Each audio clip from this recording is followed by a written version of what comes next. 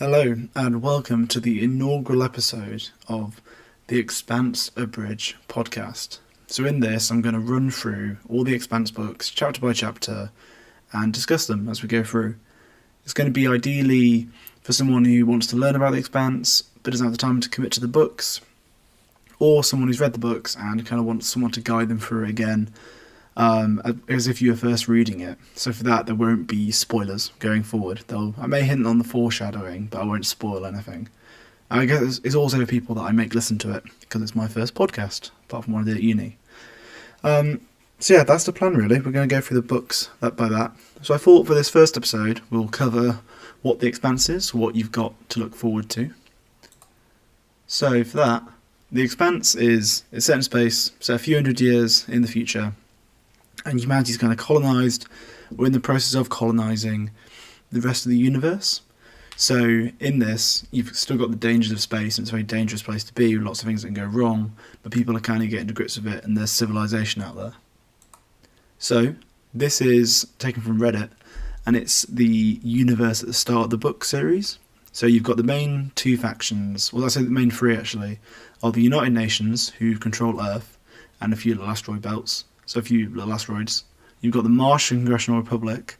They control Mars, obviously, and another couple. And then the other one is the Outer Planets Alliance. There's no real centralised power, but they're kind of just the three people in the belt. So they grew up there, they work there, they work in the asteroids, and they're kind of the space-y people. So it's like the Earth is the old power on the way out, too many people there. Mars is the rising new power, not many people, but really high tech. And the OPA is kind of the oppressed third party, where people just use them to get resources. And they're kind of in a middle zone where they're not truly self-sufficient because they're still in space, and they require like organic material from Earth and some machinery, but they're getting there. And it's kind of the big idea about independence from them. So kind of zooming in, so this part, kind of taking out Pluto and stuff, is where most of the spicy stuff happens for the first kind of few books, really, because where most people are and where the characters are. So yeah, that's kind of it, really. It's a good setting, it's very big in universe building, the kind of novel series. And I think one of the best parts about Expanse is why I want to do this, is it just feels so, it feels like it could happen. So you've got these great kind of powers rivaling it out that have wars and stuff, but you've also got an kind of unregulated space out there, mainly controlled by big companies, and sometimes the UN or the MCR will go out into the asteroid belt and into the space station to try and establish law, but a lot of it is just by companies and people organising it on themselves. And it's just like a really interesting take on the way space kind of goes forward. And particularly at the start, there aren't really many aliens. It's not like an alien thing where everyone's fighting for survival. It's often about kind of people doing it. I would say, though, the books in general are more plot-driven than character-driven. So it's not like Game of Thrones where there's loads of different characters and it's all about how they're working. It's definitely more about like the plot doing big points forward, which tends to mean sometimes as stuff happens, it's a bit more fun than Game of Thrones, where there's so many chapters and just walking around and people talking about their emotions, or Lord of the Rings, where it's just hills. So yeah, moving into the very first chapter, so we're going to do the prologue first. And the prologue has Julie Mao as the main character, who we'll kind of go through.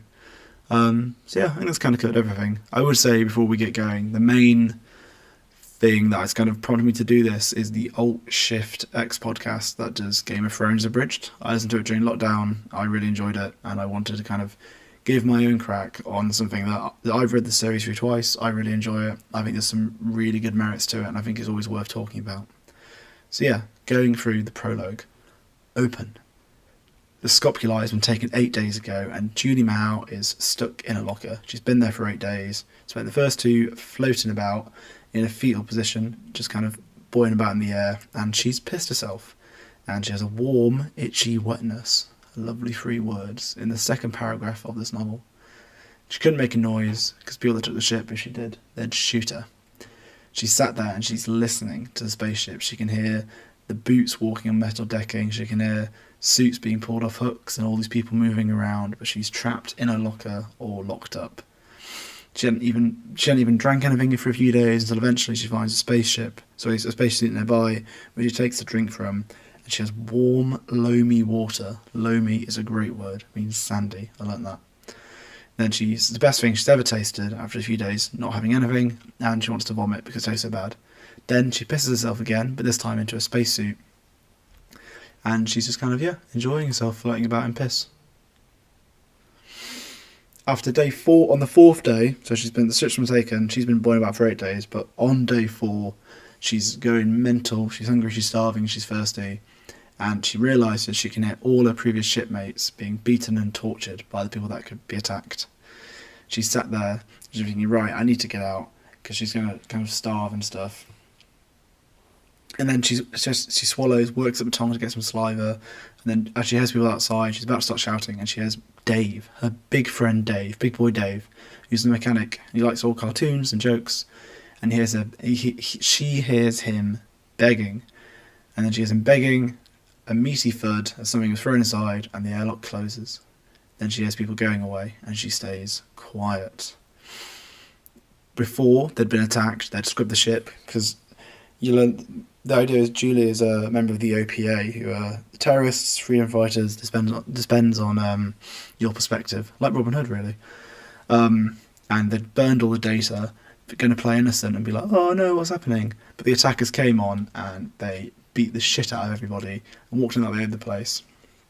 And the book says they were pirates, slavers, or whatever they were, which is interesting because I don't think in any other part of the book they talk about space slavers, which is peculiarly terrifying, and I'm glad they don't talk about that anymore. Basically, they get the ship, they throw everyone through a big tube of mylar, so like a condom between the scopuli, which Julie was on, and the other ship, which I don't know what's called. They take her over there, and they about to all strip them, throw her in prisoner garb, and then Julie realises, she did 5 years of low-gravity jiu-jitsu training, which is a really good sentence. And she starts taking them all out, thinking she's going to win, until she gets knocked in the face, knocked out, locked in a locker, and told that if she makes a noise, they'll shoot her. So she spent 4 days just vibing and thinking about what she's done. On day 6, everything goes quiet. So she had been vibing with the piss, the loamy water, probably the broken jaw. And then she realises that the ship's not making noises anymore, but she can still hear the aircon and, both the air recyclers. As the gravity stops, Julie stops being gently pushed against one wall and realises she's floating. And the spaceship is kind of drifting. And she dreams of her old pinnace, or pinnace. I may find out how to pronounce that, I may not. But anyway, she has like a little racing ship she likes. And she realises she can't hear it all, and she's been dreaming of that.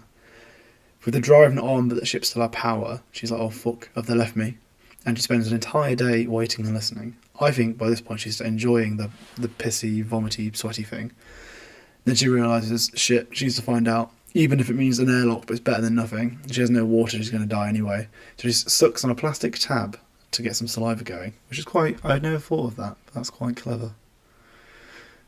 By day 8, she spends a day shouting and sucking on a tab, she was alone, and nothing happens. By that point, she's been out of water for 2 days and her waste bag's been full for 4. So again, I really want to emphasise how much the first chapter talks about piss and shit. So that's how you know it's a good space book. She starts kicking on the door, but because she's been floating for so long, all she does is get cramps and knocks her arms out, and she's has to lie and scream for a bit. And then she does some massaging, thinking about her time in the dojo when she was a fucking ninja. And then she bangs open the door, shoots out, arms in the air, either looking threatening or terrified, depending what seemed more useful, which tends to be how I wake up most days. And then she realises no one on the deck. She picks up a big old wrench, which is the sci-fi go-to tool when you're exploring a spaceship, and kind of goes about the ship trying to find out what's happened, because everyone's left, but the ship's still got power. All the personal cabins are crisp, and she realises that the sensors that are pointing out can't see scopuli. So she was in scopuli, that got boarded, she went through the condom, she's on this weird ship, and she's been in a locker, and now she's going around going, shitting hell, I'm all alone, don't know where it is. And she's trying to figure out how she can fly on her own. She's going around, makes her way towards engineering deck, another sci-fi trope, always go there, and a red light means she can't get in, it's been locked from the inside. And by that point she realises, shit, that's where all my friends are going to be. The ship's been immaculate otherwise, but she opens into engineering, cracks it open and sees tools, blood, everything everywhere, and a warm, wet air, which is, I don't think of any situation where smelling warm, wet air is good. I can't think of any. And then she realises it'll probably be the torture chamber where all friends have been slowly dismembered and killed. She gets a wrench ready and goes ready to go in and knock somebody out before they kill her. And she enters, and the engineering deck is a huge, vaulted like a cathedral room with a fusion reactor in the middle, covered in mud. She moves over towards it. Julie floated towards it, one hand still on the ladder. The strange smell became overpowering. The mud caked around the reactor, had struck to it like nothing she'd seen before. It's full of veins and airways, pulsing, not like normal mud. She realises the entire fusion reactor is covered in flesh. An outcropping of the thing shifted toward her. Compared to the hole, it seemed no larger than a toe, a little finger. It was the captain's head. "Help me," it said. "For." Ain't that good? You got spaceships, hot girl with a wrench, mud, flesh, and alien sci-fi monsters. It's very exciting stuff.